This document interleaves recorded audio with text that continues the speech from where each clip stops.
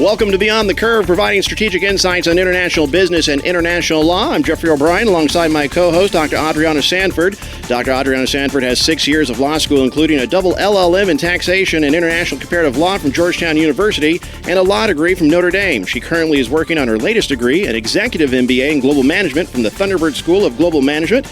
Dr. Sanford has represented numerous multinationals, serving both as in-house and as external primary U.S. counsel. Good morning, Dr. Sanford. Good morning, Jeffrey. And joining this morning is Dr. Karen Walsh. She's an associate professor at the Thunderbird School of Global Management. She has an academic background in international negotiation, cultural competencies, and political economy. Dr. Walsh obtained a PhD in international political economy and negotiation at the University of Wisconsin. She recently published a book, Seize the Sky, 9 Secrets of Negotiation Power. Good morning, Dr. Walsh. Good morning. Dr. Walsh, you have a new book out, and you have another one which is about to be published. Could you tell us a little bit about these books? Yes, these books focus on what we call power with a fellow negotiator rather than power over a counterpart, by using what I see developing in the world of negotiation today called the power of understanding method of negotiation. I've noticed that in my work, both in theory and in practice,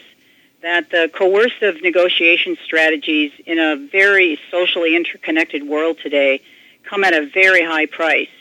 And this I mean not only in economic and social and even legal terms in a contract, but also the kind of physical and psychological and spiritual matters that impact us as negotiators. This is something that we see as a problem on the domestic side and also in international negotiations. Is that correct? This book we can actually use for cross-cultural communications as well as domestically? Yes. I have done most of my work in the intercultural space and in the global negotiation space, where our basic comments are around having a very uncertain, turbulent, ambiguous laws and rules to have to work within. But I think this is increasingly something we face in the domestic markets as well.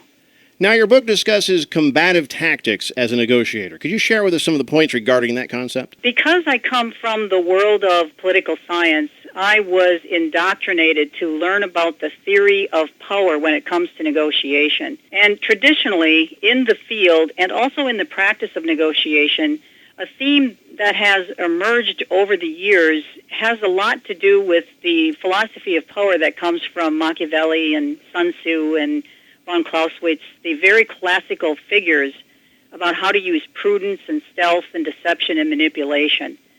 So I take a lot of these laws, these historical laws that have been used from historians and political advisors and warriors, and show how it's seen in negotiation behavior. But we're finding increasingly that problems cannot be solved today in our interconnected social world with these kind of combative, crush-your-enemy tactics.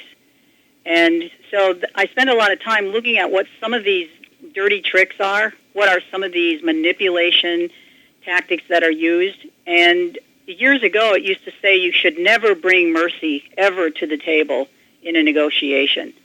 And I look a lot at how having mercy at the negotiation table actually brings a lot more satisfying results and better problem solving in a negotiation. So is that what you do when someone uses manipulation and deception tactics, or do you have another way of going at it? Well, we call it changing the game. And what I find is that, first of all, we need to know what some of these Machiavellian, hardball, coercive tactics are. We need to know what they are, and then we need to have some kind of ability to name the game and then to change the game. Real leadership in a negotiation today, I see, is being able to manage the chaos, the uncertainty, and a certain level of fear that operates in negotiations today. So in other words, your book takes away the fear because you can actually identify what is going on. It's a mental guide, and it allows you to prepare yourself for what is about to take place. Exactly. And this is where I find that preparation, just like in any negotiation, we know this, that it's important to prepare, but too much of the time the focus has been on a more cognitive level, strategically, analytically, get all the data in order, understand basic landscape and strategic elements. But there's been very little focus in negotiation work and developing mastery in negotiation by looking at the social, emotional, physical, and spiritual elements as well in preparation. Right, and your book discusses self-knowledge, and it mentions 5 human dimensions. Could you elaborate a little bit on this area? Yes, I could give you a very academic definition of that, but I think the quickest way in a more layman's language is to say, how could I quickly prepare in terms of who I am, in terms of how I'm thinking about the negotiation, that is the analytics. Do I know enough about the landscape, the interests? What is it that I feel? Can I identify my emotions? Can I manage my emotions in a negotiation? Can I actually identify emotions in others and manage their emotions as well? Then also, how is it that I behave? If I'm feeling afraid or if I am feeling threatened, how do I behave in that kind of situation? Do I become more coercive, more defensive, more aggressive? But if I think about how I want to behave, I can build more trust. I can step to the other party's side more often if I plan ahead for how I behave. The other dimension is on performance, just the physical performance. If I didn't sleep well last night, or if I'm jet-lagged, like most of us are when we do a lot of international negotiations, there's something about the physical dimension. My brain isn't working. I become less able to think. I feel more negative. And I need to plan ahead for how I'm going to feel and be refreshed, especially if it's a very important negotiation. And then the other dimension is, what is it that I believe? What are the deeper meanings of purpose, and what is my deeper meaning of service to myself and to others in a negotiation situation? So it's a very quick way of saying, I am a human being with all of these dimensions, and in a negotiation, I quickly think, how am I thinking? How do I feel? How am I behaving? How am I performing? And what do I believe in? Just those 5 things, if you quickly do that for yourself and you remember that the other party also has these other human dimensions, we have a lot more leverage, we have a lot more capability to be strong and to be what I call buoyant in a negotiation. That you have this equilibrium that you can be very stable, but yet when you get hit in the turbulence, you can right yourself. You have more internal control. Yes. So in most cultures, time is money, and that's, of course, something to be used wisely. So do you have an example of an ideal negotiator? An ideal negotiator, for me, is someone, first of all, who has done this kind of preparation for themselves, first of all, that they understand all of these dimensions about themselves. And they understand, for example, if they socially or emotionally are very attached to fixed time in a negotiation, that deadlines matter, and they know that that's a preference that they have, and they go into a negotiation, and the parties that they're working with or the cultural context is very fluid time, that it doesn't matter if we get anything done today because the relationship really matters most. The ideal negotiator would be able to still stay within that upright themselves. They may feel uncomfortable with the fluid time. We're not getting to deadline. They would match with that fluid time, then pace with that fluid time, and then begin to lead, to provide leadership and guidance so the parties can get to closure on their contracts, rather than trying to control the fluid time environment to fit within their own cultural perspective. So that would be an example of the ideal, is that you understand what your preferences are, where you might become more defensive, more aggressive, and how you can actually move to be more understanding when you are in these very, let's say these are cultural gaps that you would experience. It tends to have an emotional and a social impact, and therefore the greatest strategy can be lost because you actually broke working trust with the other party. Can you give us an example of someone who has actually come across these challenges and not done a good job? Okay, I just actually worked with somebody working in China recently, and I was working as a consultant with another consultant from China, and we worked with somebody who had made a lot of money in the U.S., extremely successful on the U.S. side, and wanted to expand their business into China, and took that same mindset of fixed time, very direct communicator, very impatient in terms of communication. Everything was very low context, or everything was said, meant something. Went into China and learned that it's a very high context culture where you had to read a lot of the signs. They would never tell you no on something. You also had to spend a lot of time just building relationships. And we told this particular investor that wanted to expand into China, don't talk about business the first couple times that you go. Just build a relationship. And he could not stand it. He had to start talking about business.